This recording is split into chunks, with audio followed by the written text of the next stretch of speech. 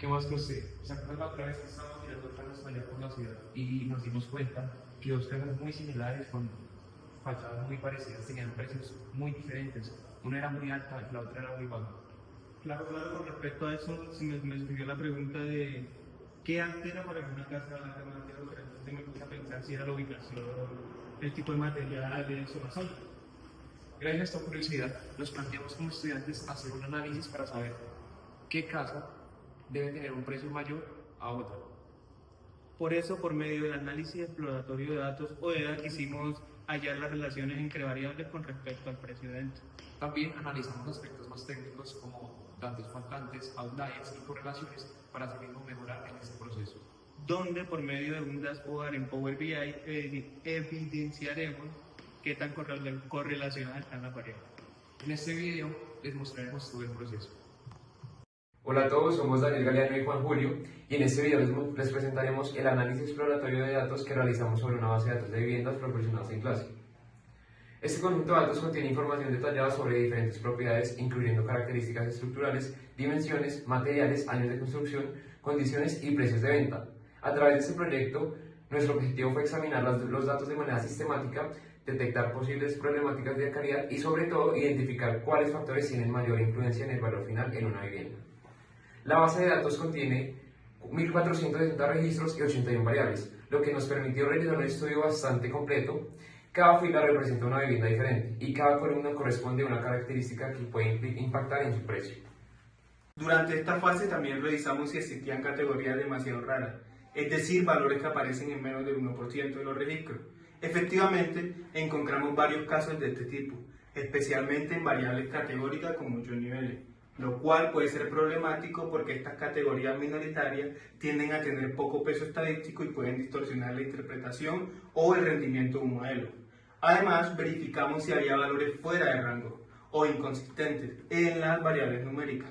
Aunque no encontramos errores evidentes, sí detectamos la presencia de outliers o valores atípicos al aplicar el criterio del rango intercuartílico. Estos valores extremos no necesariamente son errores, pero deben analizarse más adelante para determinar si son reales o si podrían afectar el análisis. Bueno, lo primero que hicimos fue identificar el tamaño de la base de datos y encontramos que contiene 1460 registros y 81 columnas.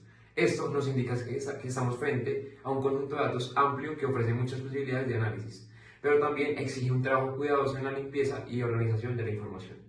Luego analizamos los tipos de datos predominantes. Descubrimos que existen 43 variables categóricas y 38 numéricas. Por lo tanto, la mayor parte de la información está representada en forma categórica, como tipo de materiales, barrios o calificaciones de calidad. Esto significa que para comprender bien el comportamiento de los datos debemos combinar el análisis estadístico con análisis de frecuencia y visualizaciones adecuadas para variables cualitativas. Después de la exploración inicial pasamos a la etapa del análisis univariado, que consiste en examinar cada variable de manera individual para entender su comportamiento, su forma de distribución y su posible impacto en el análisis posterior. En esta fase nos enfocamos principalmente en las variables numéricas, observando medias como la simetría y la kurtosis, ya que estas nos permiten identificar si los datos se distribuyen de manera normal o si presentan concentraciones o valores extremos. Encontramos que muchas variables presentan un sesgo positivo, lo que significa que la mayoría de los valores están en la parte baja de la distribución, pero existen algunos casos con valores muy altos que alargan la cola hacia la derecha. Ejemplos que son como lot area, que significa la longitud del terreno, grLeaf area, que significa la longitud del terreno pero del área habitable, y especialmente nuestra variable objetivo SalesPrice. Este comportamiento es típico en variables económicas donde hay pocas viviendas de lujo o de gran tamaño. Por otro lado, también identificamos algunas variables con sesgo negativo, como year built, que es el año de construcción, o garage year built, que es el año de construcción del garaje. En estos casos, la mayoría de los datos se concentran en valores muy altos y las colas se alargan a la izquierda, indicando que la mayoría de las construcciones son relativamente recientes y solo unas pocas antiguas. En cuanto a la kurtosis, observamos que varias variables tienen colas pesadas, con kurtosis mayor a 3, como el área de la piscina, entre otras. También comparamos la media y la mediana de varias variables y notamos diferencias considerables en aquellas que representan asimetría, Esto ocurre porque la media se ve afectada por los valores extremos, mientras que la mediana se mantiene más estable. En estos casos, la mediana nos da una mejor idea del valor típico de la variable. Cuando analizamos las variables categóricas, encontramos que algunas tienen baja entropía, es decir, una o dos categorías dominan casi todos los registros. Por ejemplo, en variables como MZ-zoning, que básicamente es si la casa está en una zona rural urbana, o la condición de venta. La mayoría de los datos se concentran en una sola categoría. Esto indica poca diversidad y menor capacidad informativa. En cambio, variables como neighborhood, que es el barrio, presentan alta entropía ya que tienen muchas categorías con proporciones más equilibradas, lo que las hace más útiles para explicar la variación del precio de las viviendas. Desde una perspectiva de negocio, estos resultados tienen implicaciones importantes. La presencia de variables muy asimétricas o con colas pesadas nos indica que hay segmentos minoritarios del mercado que poseen características muy diferenciadas, como viviendas de lujo o propiedades con extensiones de terrenos inusuales. Estas diferencias ayudan a identificar oportunidades de segmentación o posibles mercados objetivos. En resumen, el análisis univariado nos permitió conocer la forma y el comportamiento de cada variable, identificar valores atípicos potenciales, distinguir entre variables informativas y poco útiles y establecer una base sólida para el siguiente paso del proceso. En esta etapa realizaremos el análisis bivariado, donde exploramos las relaciones entre las variables y el precio de venta, sales price. Encontramos que las variables fuertemente relacionadas con el precio fueron la calidad de venta, el área habitable y los años de construcción de la vivienda. Todas tienen una correlación positiva, lo que significa que a mayor calidad, tamaño o modernidad de la vivienda, mayor es su precio de venta. Por ejemplo, en Overqual, la calidad de la vivienda, que mide la calidad general de la construcción, resultó ser el factor más influyente. Las viviendas con materiales y acabados de alta calidad alcanzan precios muy superiores. En la variable de área habitable observamos que una relación clara, aunque no perfectamente lineal. Hay casos donde el tamaño deja de aumentar el precio, lo que demuestra que influyen otros factores como el vecindario. Justamente al analizar neighbor o barrios vimos diferencias notables. Hay zonas que concentran las viviendas más costosas, mientras que hay barrios que presentan los valores menores. Esto confirma que la ubicación es clave en el mercado inmobiliario. También destacamos la variable Central Age, ya que las viviendas con aire acondicionado central tienden a venderse a precios más altos, lo que evidencia que las comodidades influyen directamente en el valor percibido. En resumen, este análisis nos permitió concluir que en el precio de una vivienda no depende solo del tamaño, sino de una combinación de factores, ya sea calidad, confort, año de construcción y ubicación. En la siguiente etapa analizamos los valores faltantes, que son uno de los problemas más comunes en los datos reales. Nuestro objetivo fue identificar en qué variables falta la información, entender por qué ocurría y definir la mejor forma de imputarlos sin alterar la coherencia del conjunto. Encontramos que algunas variables presentaban más del 10% de valores nulos, principalmente aquellas relacionadas con características estructurales o complementarias de las viviendas, como si contiene piscina o no la vivienda, si contiene vallas, si contiene protección de fuego, entre otras. En algunos casos, más del 90% de los datos están vacíos. Sin embargo, estos valores faltantes no eran aleatorios, sino sistemáticos. Muchas casas simplemente no tienen piscina, cerca o callejón. Por eso, en esos casos imputamos con valor none, ya que representa la ausencia real de esa característica y no un error de registro. También probamos diferentes métodos de imputación. Las imputaciones simples, como la media o la mediana, son rápidas pero tienden a reducir la variabilidad y distorsionar la distribución original. En cambio, las imputaciones avanzadas como KNN e iterativas preservan mejor las relaciones naturales entre las variables.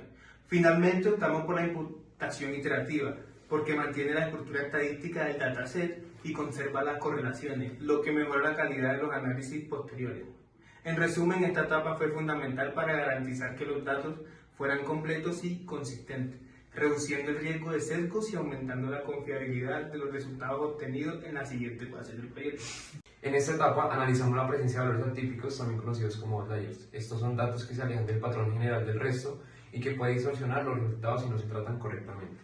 Identificamos que las variables con mayor concentración de valores extremos fueron enclosures, porches cerrados o terrazas con valores extremos, esta, que significa áreas de sótanos terminadas, En el caso de enclosures encontramos viviendas con porches cerrados o en terrazas cerradas de tamaño inusualmente grande y en el área de sótano, casas con una segunda área de sótano terminada que supera ampliamente el promedio del resto.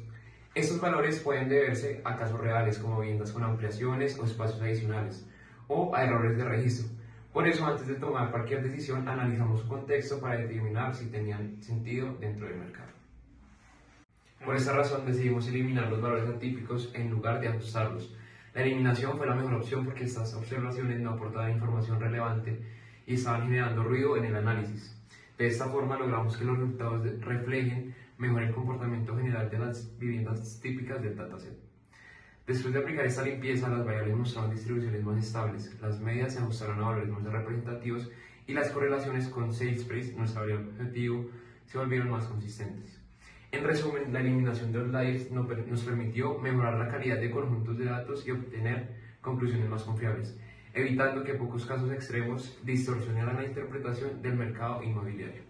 Después de limpiar los datos y tratar los valores atípicos, realizamos la selección preliminar de variables con el objetivo de quedarnos solo con aquellas que realmente aportan información relevante para el análisis. En esta fase, buscamos reducir la complejidad del dataset, eliminando variables redundantes poco informativas o con alta cantidad de valores faltantes. Esto nos permite concentrarnos en factores que más influyen en el precio de venta de las viviendas. Para las variables numéricas, analizamos la correlación de nuestra variable objetivo, sales price, y observamos que las más influyentes fueron overall, que es la calidad general de la vivienda, el área habitable de la vivienda, la cantidad de garajes o espacio que hay en los garajes y el año de construcción de estas viviendas. Estas variables se mantuvieron porque muestran una relación fuerte y coherente con el valor de venta. Para finalizar el análisis, construimos este dashboard en Power BI con el objetivo de resumir visualmente los resultados más importantes en el estudio. En la parte superior podemos ver tres indicadores principales: el número total de casas vendidas, la mediana de precio de venta, que fue este precio, $135.500, y la mediana del área del lote, 9.135 pies cuadrados. Estos valores nos dan una visión general del mercado. La mayoría de las viviendas vendidas se ubican en un rango medio, tanto en tamaño como en precio. En el gráfico de dispersión observamos la relación entre el precio de venta, el área del lote y la calidad de la cocina. Los puntos de color azul que vemos en pantalla y amarillo que representan cocinas de excelente o buena calidad tienden a concentrarse en los precios más altos, lo que confirma que la calidad interior influye directamente en el precio de venta. A la derecha, el gráfico de barras compara el precio promedio de venta por barrio. Se destacan zonas como Somerset y College con los valores más altos, superando el promedio de $200.000, mientras que en barrios como Names o Edwards tienen valores más bajos, como vemos en pantalla. Esto refuerza la importancia de la ubicación dentro del análisis inmobiliario. En la parte inferior de la izquierda vemos la mediana del precio según la calidad de la cocina, donde nuevamente se evidencia una diferencia clara de las viviendas con cocinas excelentes que superan los $295.000, mientras que en la calidad regular apenas alcanza los $135.000. Y por último, vemos la cantidad de ventas por barrio. Entonces, por ejemplo, en Names vemos que se vendieron 138 casas, en College se vendieron 135 y así con las otras. Muchas gracias.